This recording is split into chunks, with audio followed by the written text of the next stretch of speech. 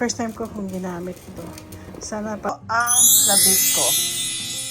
Ngayon, ito naman ang Tell me how the garden grows, Tita Meriton.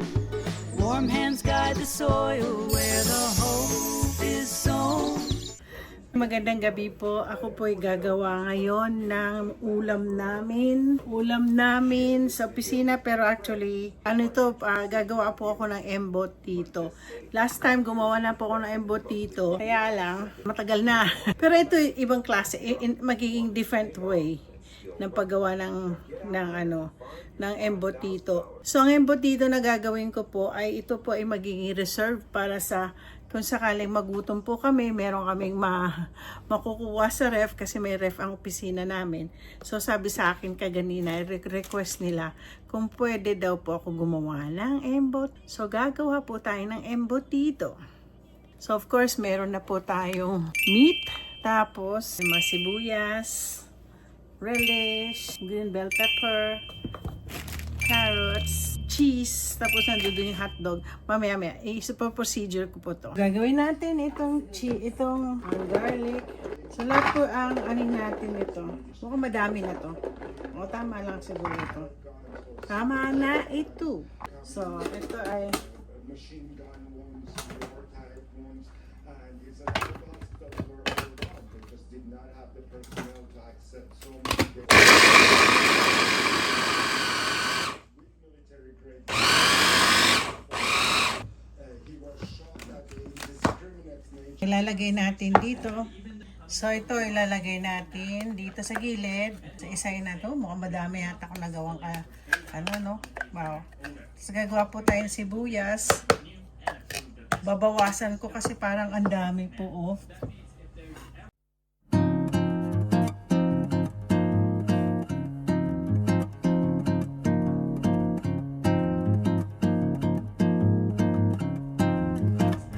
Tapos na po. Ngayon, ilalagay natin dito.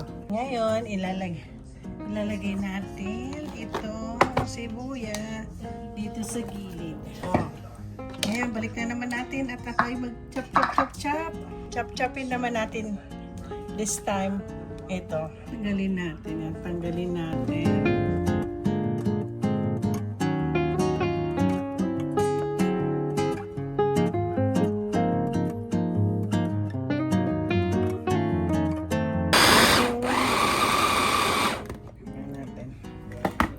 Wow!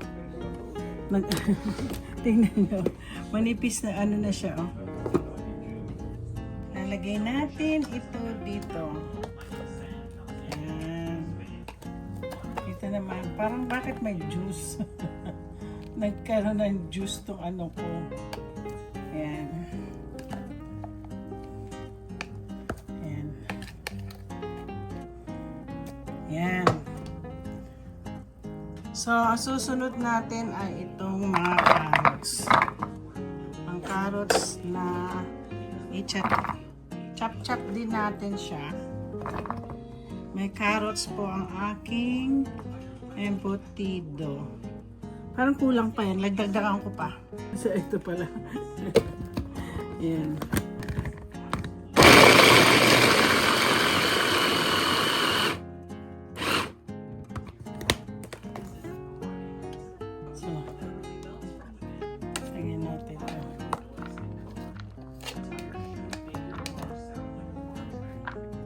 Mukhang madami yata ako nilagay. So yan. Tapos maglalagay po tayo ng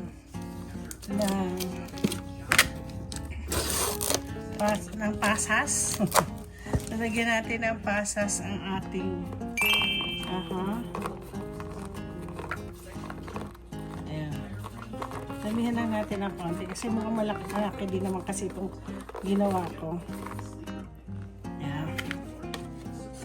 Okay. So, I'm gonna put dito naman ang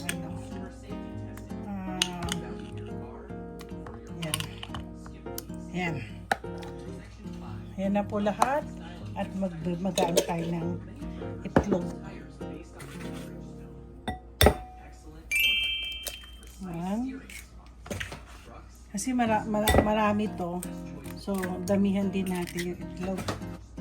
Extender po kasi ito eh. Aray ko. 3, 6 po ang anihin natin. 5, 6. Diyan pa natin ng dalawa kasi marami pala. Tinignan ko siguro more than a kilo to eh.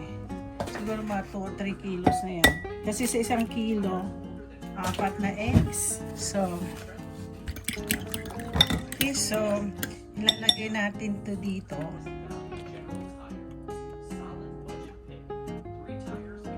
Yeah, dami ko sandali. Lagay po natin ito. Ating eggs. Ang daming eggs. Tapos, lagyan natin po ng ating breadcrumbs. Alam niyo, tinatansya ko na lang ito kasi halos half nitong aking breadcrumbs. Tapos, lalagyan po natin ng ating milk. Tignan natin. Ay, lagay na nga natin. Kasi madami po ito eh. So, pag isinama natin lahat yan. Uy, sabi ko na nga madami. Uy, ang sarap nito. Gusto kong kamayin.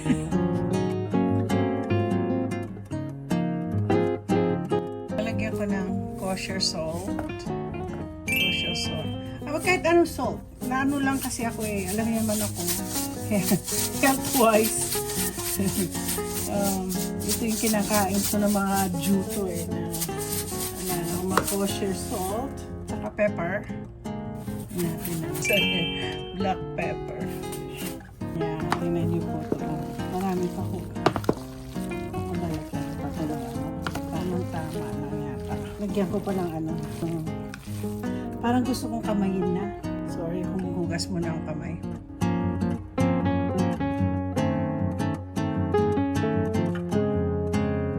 Okay, munti ko nakalimutan ang cheese. Bakit ba naman nakalimutan ang cheese? Yan ang pinakamasarap sa lahat ng pagkain. 4 cheese. Gusto ko sana i-Eden. Ay, tamad-tamad na po ako mag-chop. Siguro tama na po ito.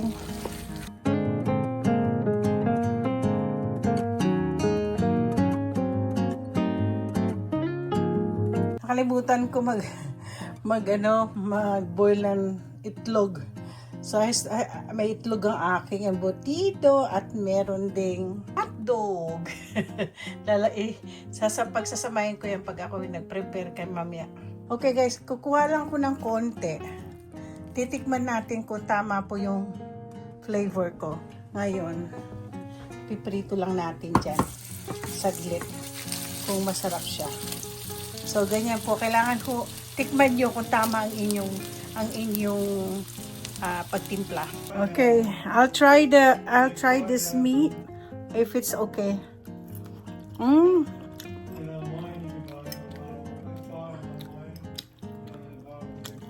Sarap. Ay, eksakto po ang masarap po ang timpla niya.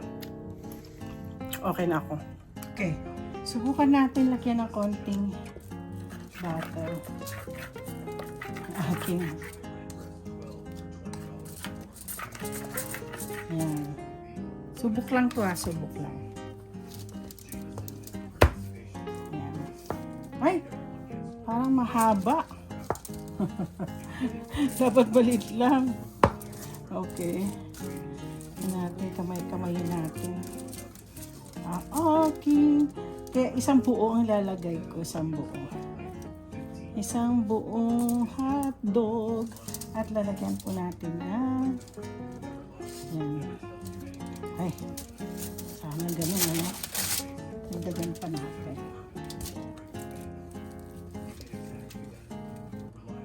Yan. Siguro ganyan na yan, no? Ganyan natin gawin. Kinamay na. Di bale, makasama ko lang sa trabaho ang kakain nito. Mukhang matabang. Guys, huwag niyong gayahin to. Liitan lang yun. Ito medyo special lang na embutido. Mali ang aking Ayan. Oops.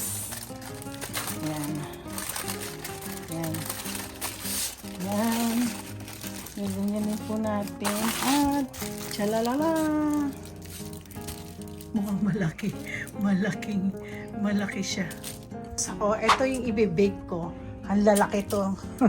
Super laki. Kasi 2 hotdog, tapos 3 itlog ang nakalagay dyan. Medium. Medium siya, hindi na magkasya eh. Tapos ito naman ang small. Meron na po dito. Meron na siya dyan. Small naman.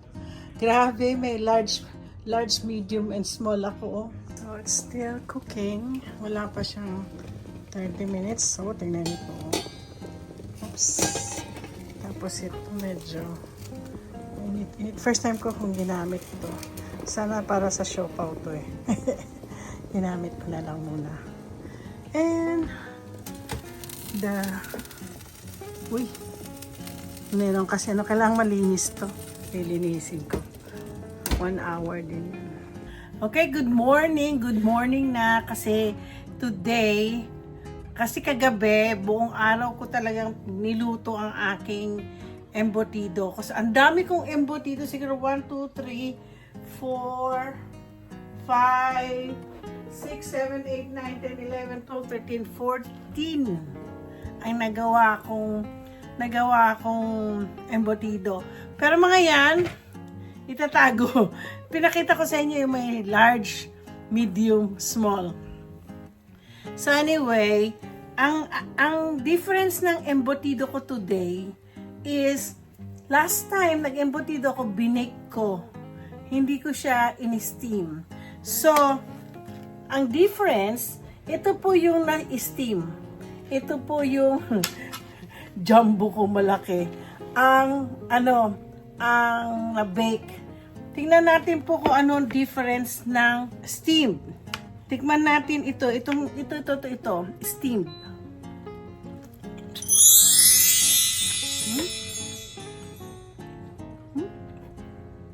Masarap din. Tapos yung na-bake, ganda ng yung na-bake ko, which is, eto, tikman natin na-bake to. Meron bang difference? Wala naman ako alam na difference. Masarap siya, importante buong buo. Buong buo yung grabe. Masarap pala nung parang gusto ko ang bake. Pero masarap din naman ang pakita ko sa inyo.